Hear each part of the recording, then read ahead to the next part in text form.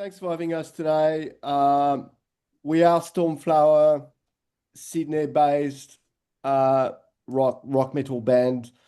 Um, we've been around for about a year and a half, really working for a year and a half. We just recorded something late last year, and we're very keen to play some gigs in Sydney. So I'm Julian, the drummer. There's Owen, lead guitar. And there's Robert here, who is the lead singer and guitar as well. And we've got Ivan, who is the bass. So we're just four. Beautiful. Gentlemen, thanks for joining us this afternoon. Yeah, thanks for having us. My pleasure. So Stormflower have today released your new song, Coda, guys. So tell us more about it musically and what you were going for with it. Yeah, well, Coda's it's a bit of a journey. I guess it's touching on a few elements around where we are and the whole cycle of life thing, and in reference to Coda and the DSL Coda, etc., where we return to start in that sense, and trying to figure it out along the way, and trying to get some help along the way, to help make sense of it all as well. So it's that kind of, and you'll notice there's a few references throughout the song in regards to the whole spinning around, everything spinning around us, and we're just trying to, stop the world from spinning for a moment so we can actually just capture what the hell's going on and try and make some sense of it all. Good luck with that. Yeah, and I think Chris, the song musically speaking is for us is kind of a strong song. There's it's all our songs are written by us, and but we've got inspirations from lots of bands, from the 80s, 90s, and so on. So I think that song is quite strong musically as well. So we hope that the public will enjoy that one. Oh, no, excuse my ignorance here, guys, but is this your first song that you released full stop, or is it only the first one you released through X Music? It's our first song, full stop, as Stormflower. So, like Julian was saying, we've only been together for the past year to 18 months, and Stormflower as a band only came to fruition really as a name earlier this year. So it is our first release of Stormflower, and definitely our first with X Music as well. Nice. So along those lines, like, why choose this particular song, I guess, to launch this phase of your career? Yeah, I mean, Julian's saying we've got a few influences there, that, as most bands do, obviously, that range across a few things, but it kind of has a few elements of everything we like. We've got a few softer ones on there as well. So Rob's actually like classically trained pianist, and we wanted to capture some of those elements in some of the songs as well, because it's still good music. So we've got a couple of softer ones where we bring that in, but Coda is also got some heavier that introduces us as a band and most of what we cover as well. Yeah, cool. So as a band, I guess, sort of in your infancy still, like, what does signing with someone like X Music do for the band? Like, what sorts of things does it open up for you? It's a good question. I mean, it's very early stage, Chris, right now, but we're really hoping to, like we said before, um, play some gigs in Sydney, potentially interstate.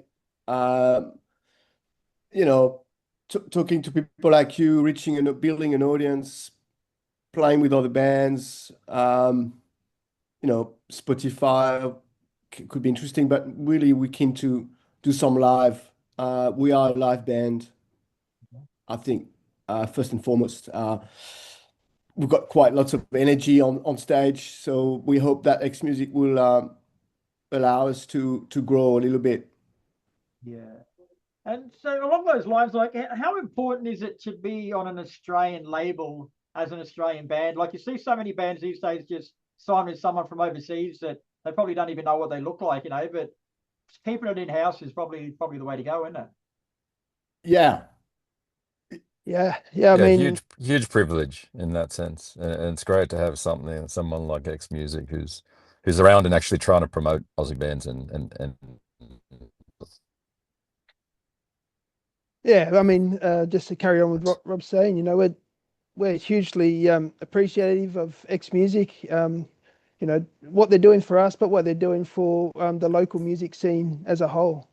Because if it wasn't for companies like that, it just makes it harder for local bands to get a foothold, to get exposure, to get their music out there. And yeah, I mean, it's hard enough already, the live music scene, probably in most cities across Australia. And if there's a way that, we can support the local music scene through being with X Music, we see it as a win-win because it helps us, but it also helps them to keep the flame alive locally. For sure. But enough about Tim and X Music because he'll get a big head soon. We'll get back onto you guys. Like, is Coda a standalone single, or is it part of a bigger picture? It's the first release off our upcoming EP. Right. What more can you tell us about that? Yeah, so there's a few other songs, Chris, on the EP. There's 4 songs in total. I think, sorry, 5. I think they're all very strong. Like Owen said before, there's 2 or 3 songs that are pretty heavy, and then there's 2 other songs that are a bit more, I guess, accessible to the general public. But we're trying to convey a lot of different emotions in these songs. So there'll be 4 more songs released over the next few weeks. Nice. And as a band just sort of starting out, like what sorts of things do you discuss going into your debut album or your debut EP? Like, do you just chuck on everything you've got and hope for the best, or do you think about things a bit more and work through your songs?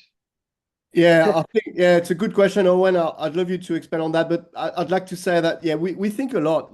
I think we tend to overthink a lot things, not from a commercial perspective, but from a musical perspective. We're very committed to music. We've been playing music for years now, and we think a lot about the meaning of the words and what we talk about. Like Owen touched on. Owen, you want to talk about that a little bit? Because it's a very meaningful sort of. Set of songs. Yeah. Yeah, I mean, it's a hard balance to strike, getting the subject, the meaning, the music to all complement each other. And yeah, we probably are guilty of overdoing it. And as far as we're a bit of perfectionists, we like to take our time. So if there's something we're not happy with, we'll rework it. Probably more than it should be, but that's just the way we work. And yeah, it can take us a bit longer to get stuff out, but we want to be happy once it does come out. We want to be able to sign off on that and put it out there with pride. Yeah. I suppose that goes back to the last question a little bit too, like having a label with you, you've got someone to bounce that sort of stuff off. Like if it was left to your own devices, you probably would take forever and, like get it to where you think it's perfect. But someone independent to the band, I guess, listen to it and they say, look, guys, you ain't going to get that any better. Get it out and let people listen to it. Yeah, 100%. And it's not only that, it's having that objective pair of ears is fantastic, but also like little things like what we might think is the greatest song on the EP, and we want to get that one out there first, doesn't necessarily mean that it is, or to someone else's ears they think. And that's where X Music has been great as well in helping us put together from a listener's point of view, what is the ideal singles to get out there, which one's first and next, etc. So all of those elements really help to kind of guide us along the way too. There's a lot to it, isn't there? Like going through high school and shit, you're thinking about being in a band, and all you're going to do is you're going to write and record music and you're going to throw it out there. But when it actually comes down to the nitty gritty, there's a lot of behind the scenes stuff that people just don't know about, eh? Totally, yeah. Even the recording process, just and all the like finite detail that goes into that, from setting up to recording to producing to layering it all, and then you've got all the post-production and artwork and everything like that. There's so many moving parts to it all, and by the time we finally get to hit the stage, there's probably how many pairs of hands have been like involved, along the way. Yeah, on the recording, Chris, we actually recorded live. We wanted to capture that live sound. So I did a couple of takes on the drums, and then we used that, and then we started to integrate guitars, bass, and then Rob's voice and backing vocals. And we worked for days and days at the studio to try to have a decent product that people can enjoy. But we believe it's only the start of a journey.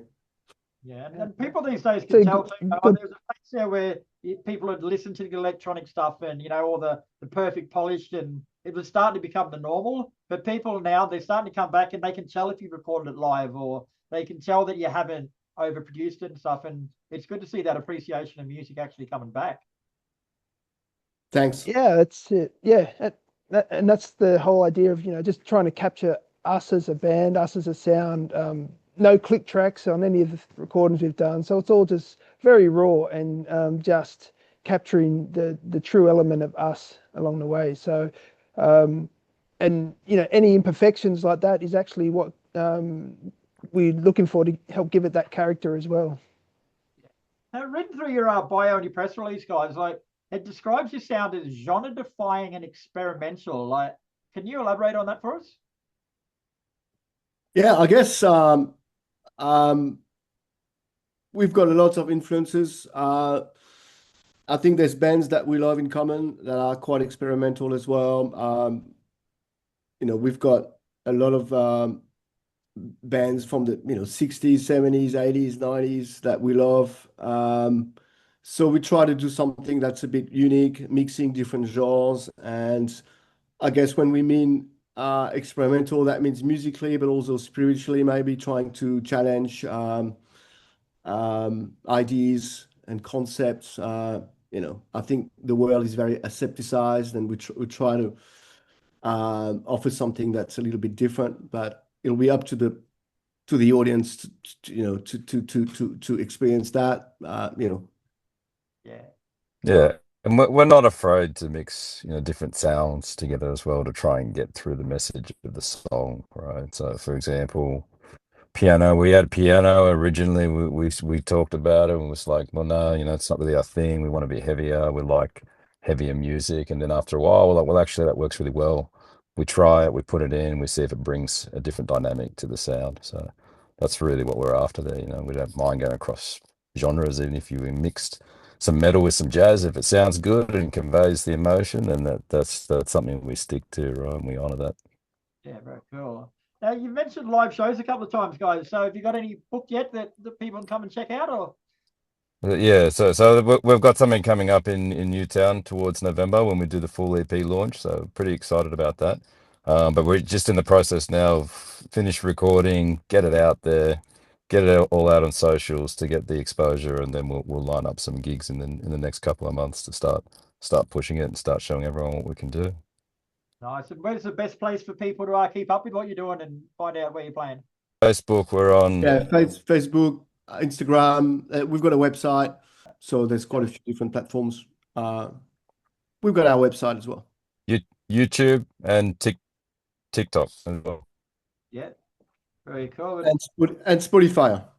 Spotify, cool. Well, in the meantime, the song Coda is out now for everyone to digest, and he's a cracker of a song, guys. So get behind local Aussie talent and check it out. And I'll see you guys at a gig somewhere in the near future, I'm guessing. Yeah, I appreciate it. Thanks for your time, and hope you enjoy, and Awesome. everyone That's listening good. enjoys, and we hope to see you on the road somewhere soon.